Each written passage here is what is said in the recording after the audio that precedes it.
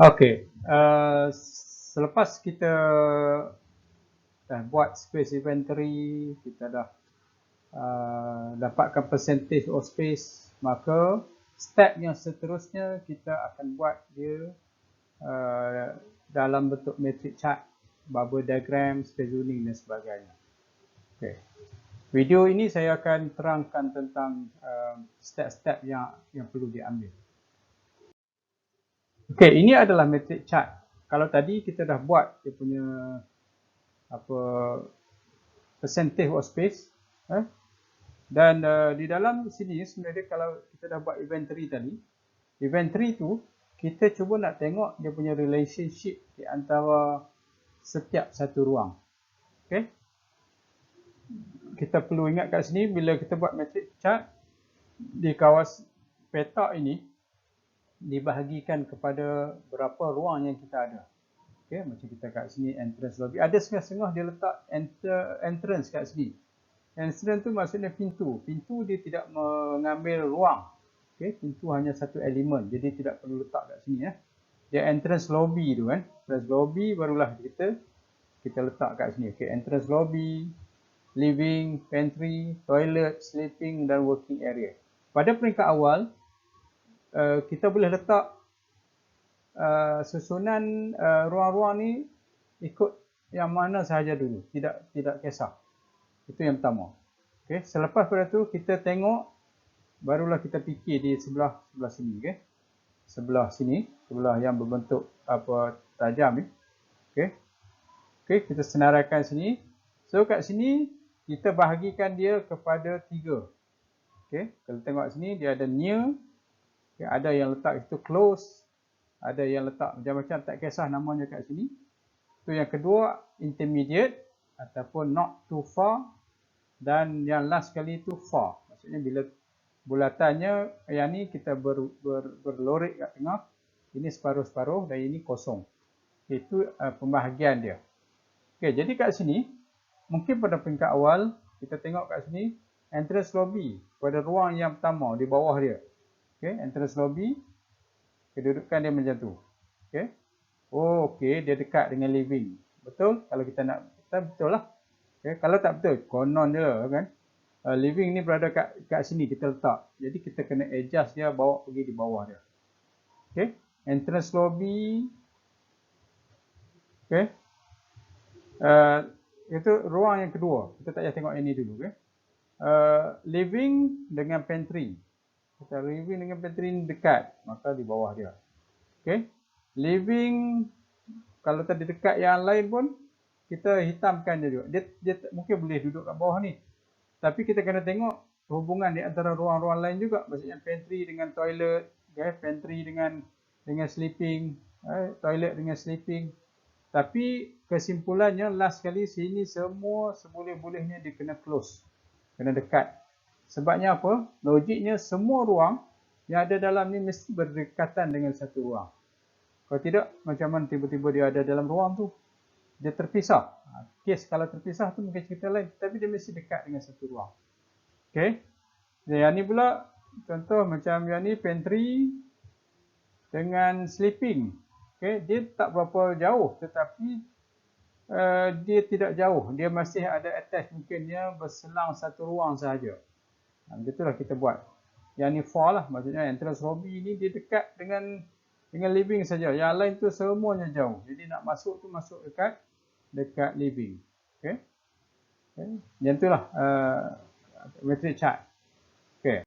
Daripada matrix chart, kita cuba nak faham space relationship. Tadi kita dah tahu dah masuk apa dulu, kemudiannya apa.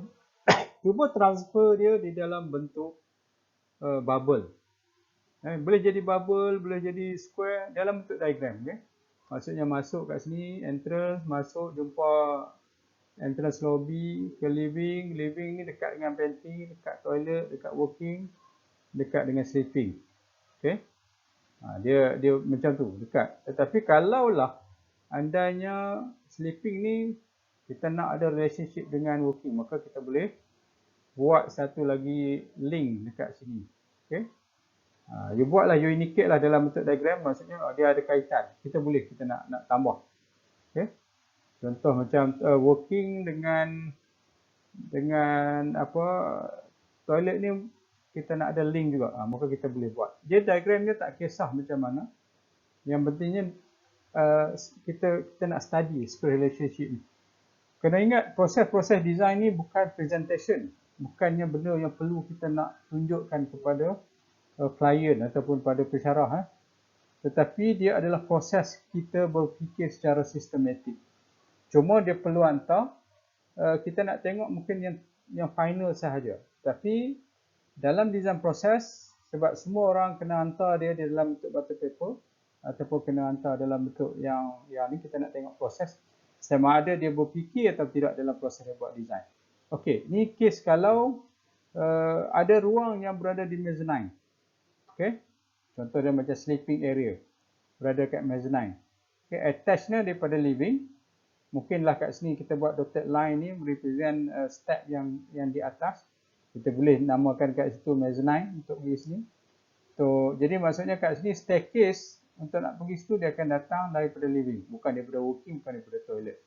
So ini yang satu lagi yang kita nak tengok. Mungkin boleh tambah juga kat sini space relationship ni ada view to garden ke dekat living ni, ada tingkap.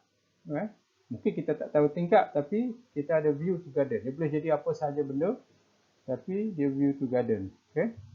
Ini pun pantry mungkin nak ada view juga, kita boleh letak lah. Okey, ini adalah space relationship. Okey. Okey, daripada space relationship kita transfer dia dalam bentuk bulat, bentuk bubble. Sebab tu dinamakan sebagai bubble diagram. Sebab dia berbentuk bulat. Dan kalau boleh setiap bubble tu, yang pertama dia size tu adalah size yang bergantung kepada percentage tadi. Yang kedua, gunakan color untuk kita nak bezakan di antara ruang tu. Okey, so macam kat sini kita boleh bezakan antara ruang. Okey. Bagi projek-projek yang besar, dia mungkin ini adalah satu space, tapi ini kita aktiviti di dalam satu ruang. Jadi boleh juga kita letakkan dotted line nak determine dia punya bilik tu.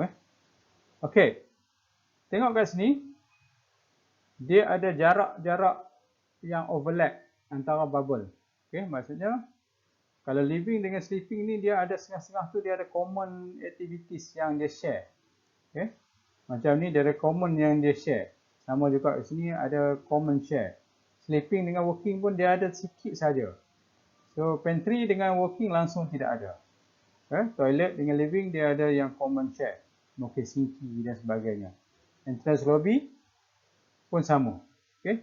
Ini macam mana kita letak bubble tu sebenarnya jauh dekat, overlap tak overlap, itu memainkan peranan lah. Okay. Kalau tak nak pakai color, boleh juga gunakan lorik-lorik yang berbeza pun boleh. Ikutlah macam mana, yang pentingnya dalam bentuk bubble. Okay. Kedudukan dia ni tak kisah lagi yang ni, tetapi dia mesti berkait lah dari yang dalam matrix chart tadi. Maksudnya kita nak letak entrance kat sini dan sebagainya, itu tidak kisah lagi dalam bentuk bubble. Okay, daripada bubble, kita nak bawa dia ke dalam space zoning. Okay. Dengan kedudukan yang sama, arrangement yang sama, kita bawa dia dalam zoning. Okay. Nombor 1, nombor 2 ni tak kisah kalau nak tulis dalam ni tak apa. Tetapi kalau tadi indicate room ni, kalau dalam ni dalam bentuk bulat, tetapi kita dah bawa dalam bentuk square. Dia ni macam kita letak balon, kita tekan dia, maka dia akan memenuhi ruang-ruang tu. Tapi sebab bilik kita ni square, maka dia akan jadi square lah. Kalau biliknya bulat, maka dia akan jadi bulat lah zoning dia. Okay? Mengikut pada ruang yang asal lah. Okay? Jadi kita tengok sini entrance lobby masuk, ada toilet, ada living, sama saja kedudukannya. Semua dalam bentuk yang square lah. Tapi kalau nak cantik, kita gunakan scale yang kita ada, yang betul. Okay? Maksudnya ruang bilik ni ambil outline bilik dan kita masukkan dia punya zoning tu pada ruang bilik yang mengikut scale tu. Jadi kita skip dia punya proses tu. Okey, daripada space zoning kita trace. Kita ambil butter paper, kita letak di atas dia. Okey, kita letak di atas dia. Kita convert dia punya line-line ni menjadi satu dinding, satu kabinet ke whatever, ataupun satu boundary, satu line sahaja, mungkin ada step.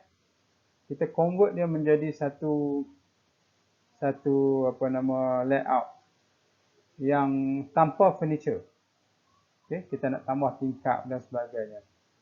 Sekiranya dalam proses kita buat ni, kita ada idea baru. Mungkin kita boleh adjust tanpa, contohnya macam dekat sini, entrance lobby ni dibawa pergi ke bawah.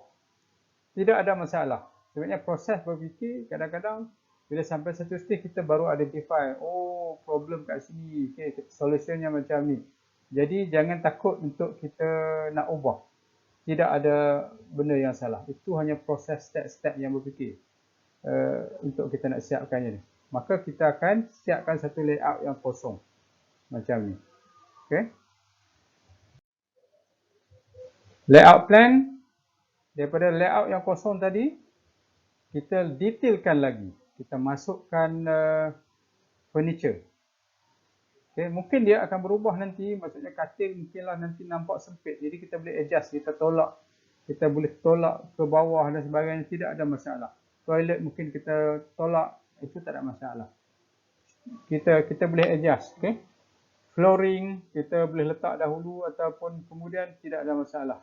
Jadi bila dah dapat ni, maka kita akan dapatkan layout yang macam ni lah. Tapi sebelum dapat form yang lengkap macam ni, mungkin dia hanya petak-petak sahaja dahulu. Okay, bila dah finalize kedudukan tu, kita dah check dengan size-size di antaranya, maka barulah kita buat yang final. Okay, kalau nak buat kat sini, maksudnya nak buat diagram tadi, dia punya flow kita boleh buat kat sini lah. Masuk living, nak pergi ke sini, nak pergi ke sini, kita boleh buat kalau kita nak buat ni. Okay, ini adalah sehingga mendapat layout plan. Thank you so much.